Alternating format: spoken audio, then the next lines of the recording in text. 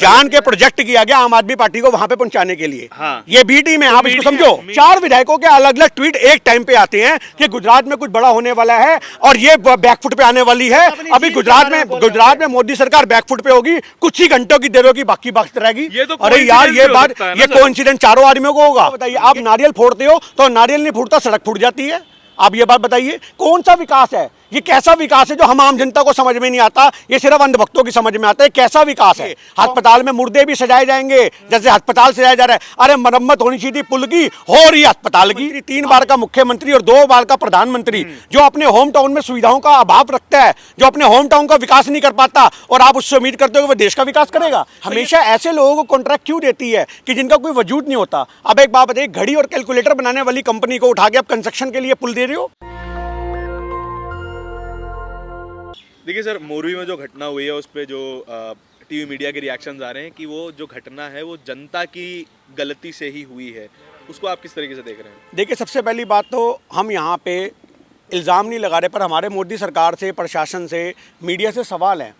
आज उस पुल की गैदरिंग 100 से 150 लोगों की थी, तो वहाँ टिकट सिस्टम भी है, तो 400 से 500 लोग वहाँ कैसे पहुँच गए? सबसे बड़ा सवाल तो प्रशासन से है कि जब आपको पता है कि वहाँ पे जाने की जगह नहीं है, तो आप 400-500 लोगों को जाने की अनुमति कैसे दे रहे हो?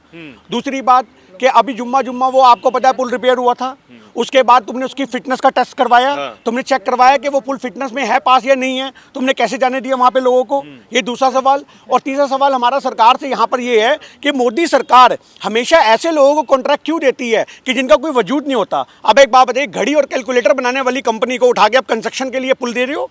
ये कैसे वाजिब है? क्या देश में और कंस्ट्रक्शन कंपनियां नहीं है? पर सारी बातें यहाँ से निकल के आती हैं कि जो गुजरात का होगा, जो मोदी जी का प्रिय होगा, जो सखा होगा, उसी को सारे कॉन्ट्रैक्ट दिए जाएंगे। तो सबसे बड़ा सवाल तो मोदी सरकार से है कि जब तक प्रशासन से छेड़छाड़ होती रहेगी, जब तक करप्शन की बढ़ी चलती रहेगी, तब तक ऐसे मुद्दे हमारे सामने आते रहेंगे। अभी आपको पता होगा 2020 के अंदर गुजरात में एक इंस्टीट्यूट में आग लगी थी जिसमें बच्चे जल करके मर गए थे।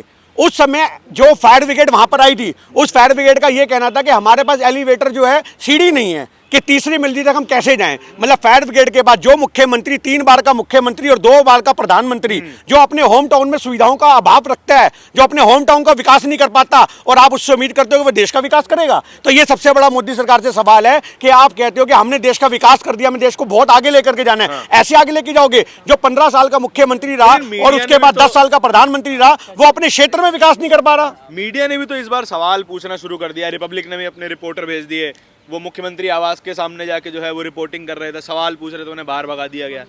मीडिया भी तो अब सवाल कर रहा है ना। देखिए, छोटी सी बात ये है कि मीडिया अपना कर्म ईमानदारी से करता तो ये नौबत ही ना आती। हाँ। ये सवालों की जो झड़ी लगनी चाहिए थी मोदी सरकार के खिलाफ, बहुत पहले लगनी चाहिए थी। हाँ। पर जब ये सवाल नहीं किए गए मोदी सरकार से, उस समय तो मोदी सरकार को हीरो बनाने की पूरी इनकी क़ियाफत रही है। आप ये देखो कि जो इंसान हमेशा से ही गलत गलत बयानबाजी करता आता है, उसको मीडिया हीरो बनाती है। मोदी जी के सारे बयान आपने देखा, बनारस में जब वहां पे पश्चिम बंगाल में पुल गिरा तो मोदी जी का व्यक्तव्य क्या था? उसको उन्होंने एक्ट ऑफ गॉड बता दिया कि ये भगवान की मर्जी है, भगवान आपको चेतना करता है, तो यहाँ किसकी मर्जी है मोदी जी? आप ये बात बताइए, ये पुल गिरा तो ये किसकी मर्जी है? तो बस सोचने की बात ये है कि हर मुद्दे राजनीति के नहीं होते, पर कुछ मुद्दे ऐसे होते हैं जो राजनीति अछूते भी नहीं रहते। ये पुल भी आज, जो मेरी बात सुनिए, जो पुल भी आज यहाँ पे बनाया गया और इस पुल के ऊपर इतने लोगों की मौत हुई है, बच्चे मरे हैं, उस पर सवाल खड़ा होता है प्रशासन से भी और वहाँ की सरकार से भी कि आपके वहाँ पे प्रबंध क्या थे, आपके वहाँ पे मौजूदा हालात क्या हैं। ये चीज ताबड़तोड़ एक्शन तो जारी है, सफाई कर्मी को, टिकट बांटने वाले, बेचने वाले को, सबको गिरफ्तार तो कर लिया गया। देखिए, एक छोटी सी बात, जब इतना बड़ा संगीन मुद्दा बनेगा, इतने लोगों की लाशों के ऊपर राजनीति होगी,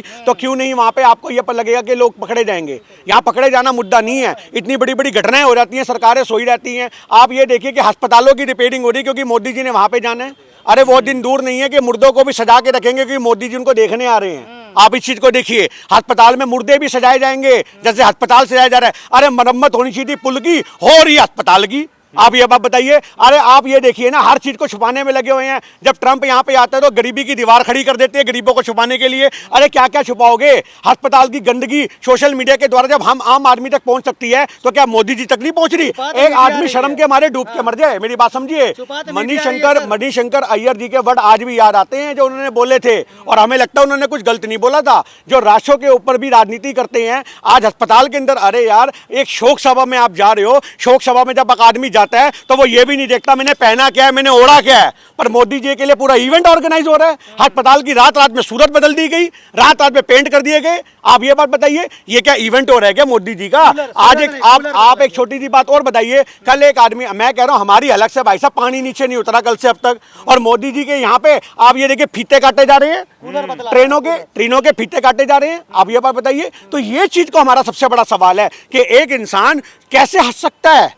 आप ये बात बताइए, उद्घाटन समारोह में मोदी जी जाके नारियल फोड़ रहे हैं और वहां पे ट्रेनों को हरी झंडी दिखवा रहे हैं, ये कैसे कर सकता है एक आदमी एक प्रधानमंत्री पद पे? अरे भाई साहब, एक शोक सभा भी कोई चीज होती है। एक आदमी का पड़ोसी भी मरता है ना, तो गांव के अंदर 13 दिन तक चूल्हा नहीं जलता। अगर शहरी लोगों की भी बात कर दी जाए तब भी आदमी अपने पड़ोस के मरने पर इतना दुख व्यक्त करता है कि अपने घर में शोर शराबा नहीं होने देता, और ये वहां पे मीडिया के ऊपर हल्ला मचा रहे हैं, देखो जी ये ट्रेनें पास कर दी गई। ये सोचने की बात है, ये संगीन मुद्दे हैं, तो ये चीजें हैं। लेकिन मोदी जी कल गुजरात में थे, उन्होंने कहा कि मैं एक तरफ दुख है, दूसरी तरफ कर्तव्य है, कर्तव्य पथ। देखिए मेरी एक छोटी सी बात सुनिए, यहाँ पे कर्तव्य हंस के नहीं निभाए जाते। कर्तव्य निभाने वाले आदमी, मेरी बात समझिए, कर्तव्य निभाने वाले आदमी उन कर्तव्यों को 2 दिन के लिए टाल भी सकते हैं। ये कोई इतने बड़े प्रोग्राम नहीं थे, इनकी कोई सी चीज ऐसी, अरे आपने ट्रेनों के उद्घाटन करे, उसके बाद गायें भैंसों से टकरा के ट्रेनें टूट रही हैं। आप ये बात बताइए, क्या आपने विकास करा है? आप ये बात बताइए, आप नारियल फोड़ते हो तो नारियल नहीं फूटता, सड़क फूट जाती है। आप ये बात बताइए, कौन सा विकास है ये? कैसा विकास है जो हम आम जनता को समझ में नहीं आता? ये सिर्फ अंधभक्तों की समझ में आता है। कैसा विकास है? कांग्रेस के टाइम के भाई सब पुल बने हुए आज तक ज्यों के त्यों हैं। आप ये बात बताइए, कांग्रेस की सड़कें आज भी दिल्ली में जो बनी हुई हैं, उनको तोड़ने के लिए मजदूरों के सब्बल टूट जाते हैं, पर वो सड़कें आसानी से नहीं टूटती। आप ये चीज देखिए। पर आज ये गुजरात मॉडल जो टूटा है ना, ये गुजरात मॉडल ही टूटा, ये पुल नहीं टूटा, ये गुजरात मॉडल टूटा है। ये पुल जो बीच में से तहस नहस हुआ है, ये गुजरात का पुल तहस नहस नहीं हुआ, ये गुजरात मॉडल तहस नहस हुआ है। और एक सबसे बड़ा सवाल आम आदमी सरकार से है, मेरी बात को आप याद रखिएगा।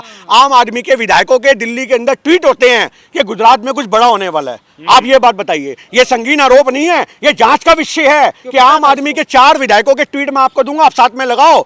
आप मेरी बात समझिए, उनके विधायक कहते हैं, 4 विधायकों के अलग अलग ट्वीट एक टाइम पे आते हैं कि गुजरात में कुछ बड़ा होने वाला है और ये बैकफुट पे आने वाली है। अभी गुजरात में मोदी सरकार बैकफुट पे होगी, कुछ ही घंटों की देर होगी, बाकी बात रहेगी। अरे यार, ये बात, ये कोइंसिडेंस 4 आदमियों को होगा? ये जांच का विषय है, ये बहुत तगड़ा जांच का विषय है। आप मेरी बात समझिए, पुलवामा के वक्त भी हमने कहा था जांच का विषय है, ना पुलवामा पे जांच हुई, ना इस पे एक शांतिप्रिय जांच होगी। अगर ये जांच सही तरीके से हुई तो पुलवामा का भी खुलासा होता कि वो 40 जवानों की जो बस थी, उस बस से वहां से लोगों को जाने कैसे दिया गया। ये सब चीजें इलेक्शन के टाइम में क्यों होती है? क्योंकि इलेक्शन के टाइम पे वोट बैंक पक्का करना होता है। और ये मैं आपको एक बात बता दूं, अगर इसकी सही महीने में जांच होगी तो ये वो बात दूर नहीं है कि ये पता लग जाएगा कि आम आदमी पार्टी को चुनावी रणनीति में फायदा पहुंचाने की कोई किफायत ना हो।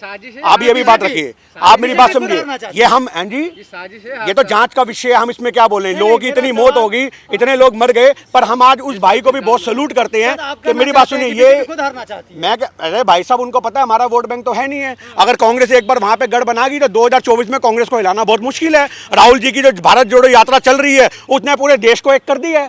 ये बहुत अच्छे से जानते हैं। और इनको ये बात पता है कि हमारी बी टीम, इनको अरे भाई साहब 66 विधायक है, क्या खराब है? आप एक बार बताओ, आप एक बार बताओ, 66 विधायक है, क्या खराब है? इन्होंने जानकर, मैं क्या कहना चाह रहा हूँ, ये जान के प्रोजेक्ट किया गया आम आदमी पार्टी को वहां पे पहुंचाने के लिए। ये बी टीम है, आप इसको समझो। मीडिया जो है आम आदमी पार्टी को सपोर्ट कर रही है, क्यों नहीं करेगी भाई साहब? दिल्ली के अंदर नर्क बना रखे लोगों की जिंदगी, कहां मीडिया दिखाता है? अस्पतालों के अंदर आप जाओ, आपको इलाज नहीं होगा। अरे आप एक बात कर रहे हो, आज रामपुर का आया एक आदमी, मैं नाम नहीं लूंगा, उसके पिता का यहाँ पे इंतकाल हो गया, दोनों फेफड़े खराब थे, वो वेंटिलेटर पे लेटा है, उसका पिता बात कर रहा है, अगली सुबह उसका पिता की मौत होगी क्योंकि वो मुस्लिम था। उसने बोला कि मेरे को कागज दिखाओ, मेरे पिता को क्या ट्रीटमेंट करा, बोले कोई कागज नहीं, डेड बॉडी लेनी, ले जाओ। सफदरजंग अस्पताल का हाल है। तो आप कैसे कह सकते हो कि ये दिल्ली के अंदर ये चीजें नहीं होंगी? पर हम एक बात कहना चाहते हैं कि जितना मर्जी ये भारत को तोड़ने की कोशिश कर लें, जितनी मर्जी साजिशें कर लें, पर ये भारत हिंदू मुस्लिम सिख ईसाई सबका भारत है। और हम उस हुसैन पठान को सलाम करते हैं जिसने अपनी जान पे खेल करके अब तक 50 से ज़्यादा लोगों की जिंदगियां बचाई हैं। ये मुसलमानों के खिलाफ जहर उगलते हैं, पर आज वही देश के मुसलमान हैं जो अपने आप को साबित करके दिखाते हैं कि भाईचारा निभाने में और देश को जब जब हमारी जरूरत पड़ेगी हम बिल्कुल एड़ी चोटी का जोड़ लगा के खड़े होंगे। एक हुसैन पठान नाम के व्यक्ति ने 50 50 से ज्यादा लोगों को बचाया है। आप इस चीज को देखिए, यही भारत जोड़ो यात्रा का असर है। लोग कहते हैं कि भारत जोड़ो यात्रा, आपको पता होगा राहुल कंवर जो है नड्डा जी का इंटरव्यू करता है और नड्डा से इंटरव्यू में पूछता है कि आप बताओ कि भारत जोड़ो यात्रा क्यों जरूरी है, तो नड्डा साहब जवाब देते हैं ये तो राहुल जी से पूछो क्यों जरूरी है। तो यही हम नड्डा साहब को जवाब देते हैं, ये भारत जोड़ो यात्रा इंसानियत को बचाने के लिए जरूरी है। जो हुसैन पठान ने इंसानियत अपनी पेश करी है, ये भारत के हर बच्चे को इंसानियत पेश करने की जरूरत है, तब हमारा भारत मजबूत बनेगा। अंधभक्तों को सपोर्ट करने से हमें एक बात आज भी समझ में नहीं आती, देश में कोई भी बात होती है अंधभक्त कहते हैं आप राजनीति कर रहे हो। अरे सवाल क्यों नहीं करेंगे आप, ये बात बताओ। आज एक छोटा सा बच्चा भी अपने बाप से सवाल करता है कि पापा बताओ मेरे को बड़ा होकर क्या बनाओगे, मेरे लिए आपने क्या सोचा। और हम देश की सरकार को 2 बार बना दिया, हम नहीं पूछेंगे आप हमारे लिए क्या कर रहे हो, आप हमारे लिए क्या मजबूती से पेश करोगे। पर इस सरकार में कोई विकास नहीं होगा। हमें तो ऐसा लगता है, लोग जब पूछते हैं कि मोदी सरकार के 10 साल कैसे बीते और कैसे देखते हो, तो मुझे तो ऐसा लगता है कि मैं कोई विनाशकारी फिल्म देख रहा हूँ। मैं एक विनाशकारी फिल्म देख रहा हूँ जिसका अंत होने का नाम ही नहीं ले रहा। हर दूसरे दिन में किसी ना किसी की मौत होती है, हर दूसरे दिन में लोगों की शहादत होती है, हर दूसरे दिन में कहीं ना कहीं रोना होता है। ये विनाशकारी फिल्म का अंत 2024 में जरूर हो जाए, ऐसी हम कामना करते हैं। लेकिन जब कांग्रेस के जब राज्यों में हम बात करते हैं तब कांग्रेस शांत हो जाती है। राजस्थान में इतनी जातिवादी घटना होती हैं तब ये जातिवाद नहीं, जातिवाद तो आदमी के दिमाग में है। ये इसमें कांग्रेस क्या करेगी? मेरी बात सुनिए, मेरी बात सुनिए, कांग्रेस की मेरी बात सुनिए, मेरे को पता है जब आप बच्चे की बात करोगे मुझे पता है। बताऊंगा सवाल ये है, सवाल पूरा सुनिए। प्रधानमंत्री पंजाब जाते हैं और वहाँ पे जब सिक्योरिटी ब्रीच होता है तो फिर हंगामा मच जाता है, लेकिन इतनी बड़ी घटना होती है वहाँ पे मीडिया खामोश है, मीडिया चुप है, कुछ नहीं बोल रही है। किस मुद्दे पे नहीं बोल रही मीडिया? ये जो हादसा हुआ, ब्रिज हादसा क्यों होगी भाई, मीडिया क्यों बोलेगी? मीडिया को अपनी नौकरी गंवानी है। आप ये बात बताइए, मीडिया को अपनी नौकरी गंवानी है। सारे एंकरों को पता है उनका क्या हाल होने वाला है। आप सरकार से एक बार सवाल तो करके देखो। नेशनल दस्तक की आपसे गुजारिश है कि अगर इसको बचाना चाहते हैं तो नेशनल दस्तक को सब्सक्राइब करने के लिए रेड कलर के सब्सक्राइब बटन को दबाएं, फिर बेल आइकन की घंटी दबाएं। नेशनल दस्तक को बचाने के लिए बहुत जरूरी है कि हर खबर को शेयर करें, लाइक करें, कमेंट जरूर करें।